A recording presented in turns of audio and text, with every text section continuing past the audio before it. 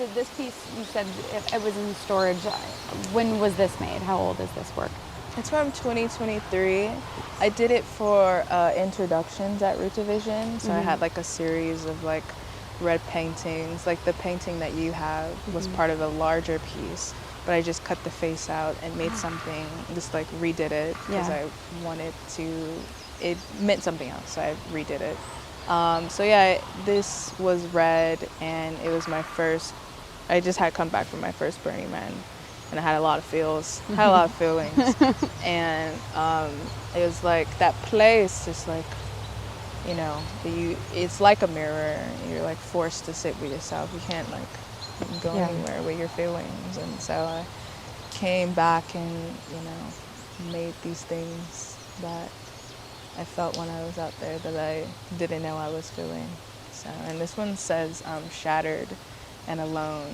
It's like all these feelings are just like repressed feelings from what caused the chain reaction of me making art, what caused the grief. So I was just confronted with those feelings.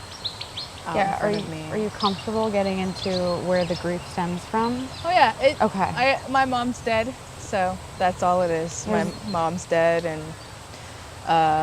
you know, when parents, you're young, you think they're immortal. You think like they're never gonna die, and you're just like living life. And then one day they're not here, and it's like the worst thing ever. Like it's just like worse than any physical pain you ever feel. And it's not even just the pain thing, it's what comes after, like who you become after that person you don't even see coming because of something you lost. So ever since then, it's just like a piece of me has been like gone, but slowly coming back, and I'm also incorporating that in like things and art that I'm trying to make now. But making these pieces and the pieces you have, it's just my journey through grief from that, and like trying to talk about what I lost and how to gain it back and whatnot, and being comfortable in it and not comfortable in it, you know. So yeah, that's what it is. I'm really sorry for your loss. I think the way that you know, grief is never linear, and the way that you dedicate the majority of your practice to discussing it, and your practice is evolving with you, and the feelings are also evolving. I think that's a beautiful way to honor her and to honor your feelings, you know, to not keep that inside. We talked about being vulnerable is uncomfortable, but it makes me a lot braver after looking at your work. But gosh, now we have to have a conversation about being shattered and alone. And we were strangers before this conversation. Like, that's a really beautiful thing, and you're able to connect people with such a personal thought. It's brave, and it's also, it takes a lot of talent to do that. And with that, I wanted to talk a little bit about the series that we have, the Consequences of Consciousness. That is always a tongue twister for me. Oh yeah. I just wanted to talk about the relationship between the works, and if you think about that series much as you've, you know, progressed to the next thing, how did shaping that, you know, body of work, how did that look? How did that come to be?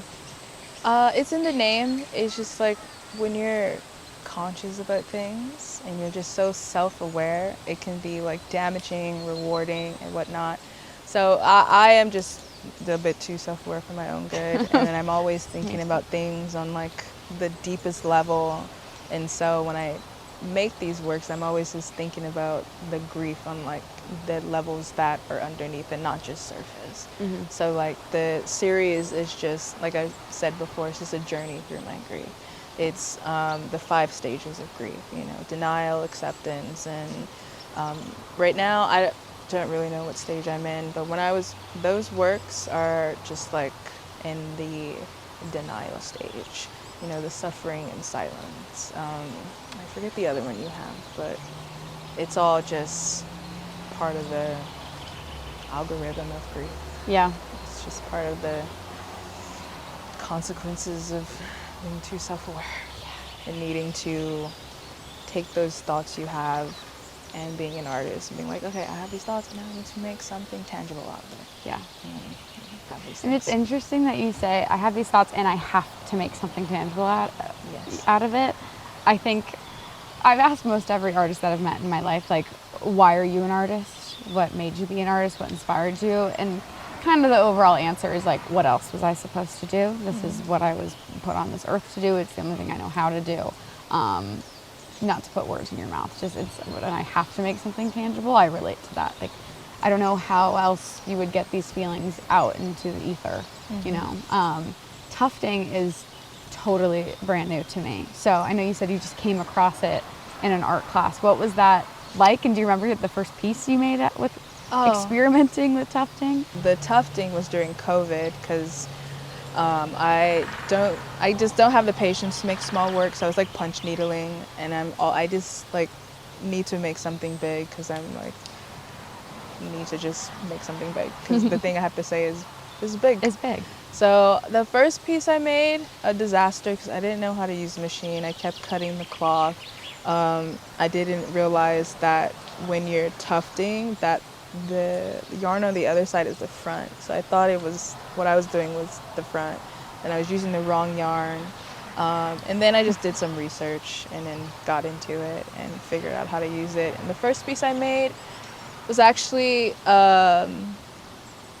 it was a combination of my face painted and words tufted around it. But I took it off the canvas and kind of like weave the letters out and kind of like hung it like that. And it was just like spread out, hung like that Da Vinci thing. Yeah. And so that was my first piece. And then I was like, oh, I like this. And I like the texture. I like how the words look. I like the bit of freedom it gives me to just explore. Because when I was in art school, my teachers always told me I'm a bit too safe. I stay on the canvas. So once I got off the canvas, I was like, oh, this is a great way to make things. So, and that's that. Yeah. Here we are now. Well, from that to Burning Man, and I know we just talked about there's a bit of a creative block going on, which happens to everybody. Do you have any idea about what you'd like to try out next? Or you?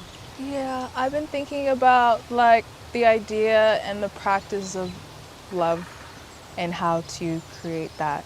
Because Burning Man and when you build something with someone you're with, you can either like be the worst thing you ever done or the best thing, or it could be both. And it was both. It was like the worst thing we ever done, but also the best thing because you know it brings you together. So I just kind of wanted to talk about that story, and I'm still figuring out how I want to like bring it to life. I know it's going to be tufting, or yarn, but I won't tuft it since I don't have a studio, so I'll just be working small. I'll still use mirrors, maybe more color. I think I want to write more too, like incorporate a little more like writing into the canvas. So just have like a list of ideas, and I don't know. We'll see what happens. One day they'll come to fruition. One day. They're close. I have an embroidery hoop with some cloth on it in my room that I have to stare at every day until I figure out how to tell that new story. But yeah, we'll see. Yeah.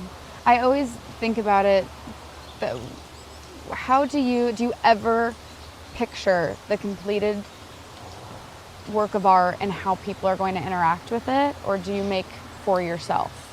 Not really. I do kind of make for the audience. That's why I wanted to turn to tufting, because I thought making something soft for myself but also soft for someone else would allow them to interact more with it, with what I'm trying to tell them, my story. I just say whatever you get from it, you get from it. It doesn't I feel successful when the piece comes out and it just comes out, because once all I have is the wording at that point, and then I'll put the text. But then after I start stuffing it, there's no thought in my brain. There's no direction. It just comes out how it comes out. But I don't really, not to say I don't care what people think, but I just think if I think about making something for someone else other than myself, it's gonna come out not looking how it's supposed to look. Yeah. So I go into it, I make it, and I feel good when people are like, oh, I start talking about it. For my art, I just hope they get the message. I hope it's something that they can look at for more than 2 minutes and feel something from it. I hope the art just does whatever it does to you, But yeah, I don't know. Yeah, people know my art. Yeah. And then they'll know me when I suppose. I don't Well, know. your work is very hard to miss, content-wise and scale-wise. Yeah. And it's very uniquely you. I haven't come across work.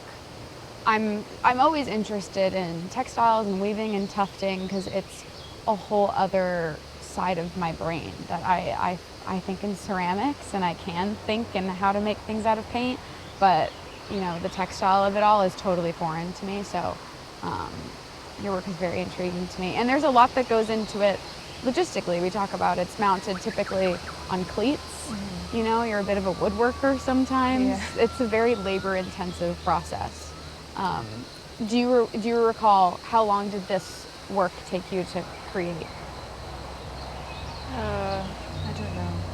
This one, because I was making it for something, maybe like 2 months, just because I was making other things. But if I were to make one piece like this, it would probably take me maybe a couple weeks. Yeah.